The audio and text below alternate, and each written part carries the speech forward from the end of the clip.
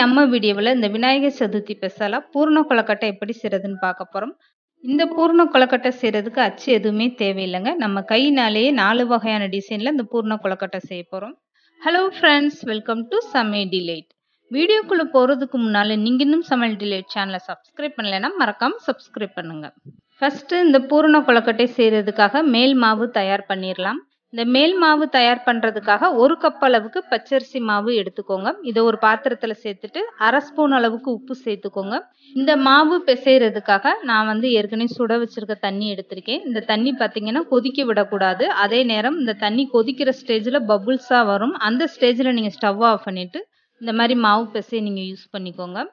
மாவு இந்த அளவுக்கு சுடுதண்ணி சேர்த்து பிசையும் போது உங்களுக்கு கொழுக்கட்டை சாஃப்டாக வரும்.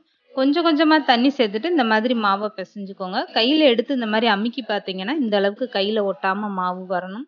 இப்போ கொழுக்கட்டை மாவு ரெடி ஆயிடுச்சு. ரெடியான கொழுக்கட்டை மாவை அப்படியே வச்சுருங்க. ஒரு 10 நிமிஷம் ஆறட்டும். அதுக்கப்புறம் இந்த மாவை பிசைஞ்சு எடுத்துக்கலாம்.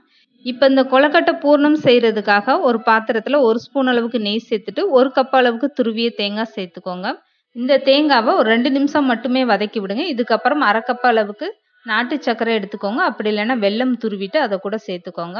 இது கூடவே கொஞ்சமாக ஏலக்காய் தூளும் சேர்த்துட்டு நல்லா வதக்கி விடுங்க.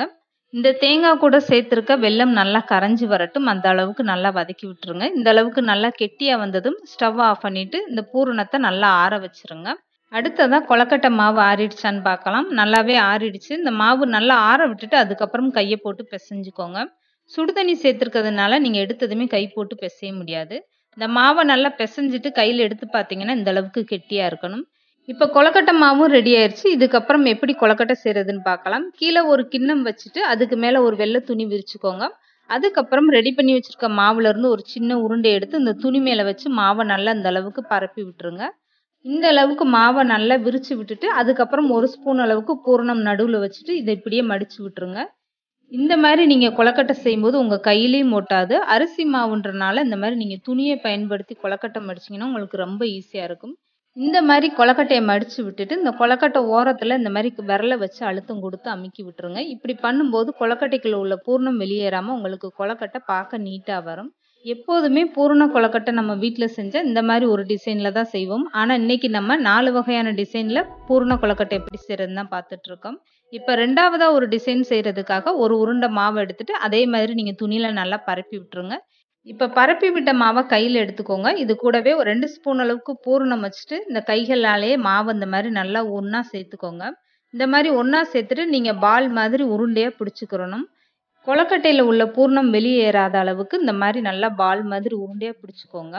இப்போ பார்க்கும்போதே உங்களுக்கு நீட்டாக தெரியும். பூர்ணம் எதுவுமே வெளியில் தெரியாது. இந்த அளவுக்கு நல்லா உருண்டையாக பிடிச்சிட்டு இந்த கொழுக்கட்டையை நீங்கள் அப்படியே வேக வச்சுக்கிறலாம். ஆனால் இன்னைக்கு நம்ம அப்படியே வேக வைக்க போகிறதில்ல. இந்த கொழுக்கட்டைக்கு டிசைன் கொடுக்கறதுக்காக ஒரு 3 ஸ்பூன் அளவுக்கு பாஸ்மதி ரைஸ் 20 நிமிஷம் நல்லா ஊற வச்சுட்டு தண்ணியிலேருந்து வடிச்சிட்டு எடுத்துக்கோங்க. ரெடி பண்ணி வச்சுருக்க கொழுக்கட்டை உருண்டையிலேருந்து ஒன்று எடுத்துட்டு இந்த அரிசியில் போட்டு இந்த மாதிரி நல்லா பரட்டி எடுத்துக்கோங்க. அப்போ ஊற வச்சிருக்க அரிசி உங்களுக்கு இந்த மாவோட ஒட்டிக்கிறோம். வெந்து வரும்போது உங்களுக்கு பார்க்குறதுக்கு அது ஒரு டிசைனாக ரொம்பவே சூப்பராக இருக்கும்.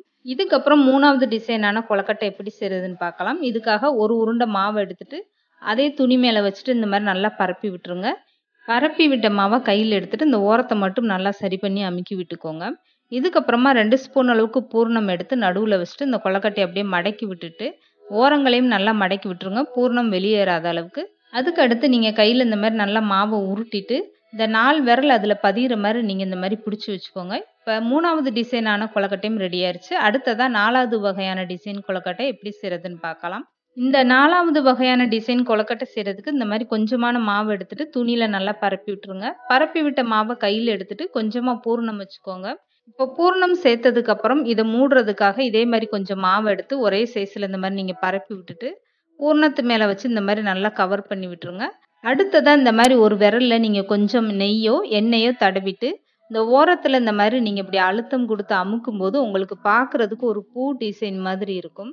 இந்த மாவில் உங்கள் விரல் பதிகிற அளவுக்கு நல்லா இந்த மாதிரி ஒரு அழுத்தம் கொடுங்க. அப்போ தான் உங்களுக்கு இந்த மாதிரி ஒரு டிசைன் கிடைக்கும். பார்க்குறதுக்கு எவ்வளோ ஒரு அழகாக இருக்குது பாருங்கள்.